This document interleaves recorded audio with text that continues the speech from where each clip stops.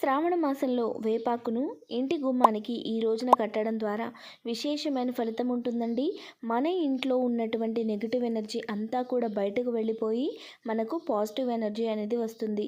మనం ఈ మధ్య కాలంలో ఎక్కువగా అనేక రకాల సమస్యలు అనుభవించడానికి ప్రధాన కారణం నరదిష్టి, నరఘోష, శత్రుబాధలు.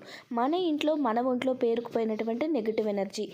మనం ఈ శ్రావణ మాసంలో కనుక వేపాకును మన ఇంటి గుమ్మానికి కట్టడం ద్వారా మన ఇంట్లో ఉన్నటువంటి నెగిటివ్ ఎనర్జీతో పాటు ఆ ఇంట్లో నివాసం ఉంటున్నటువంటి కుటుంబ సభ్యుల ఒంట్లో ఉన్న నెగిటివ్ ఎనర్జీ కూడా తొలగిపోతుంది. దాని ద్వారా ఆరోగ్య సమస్యలు తొలగిపోతాయి.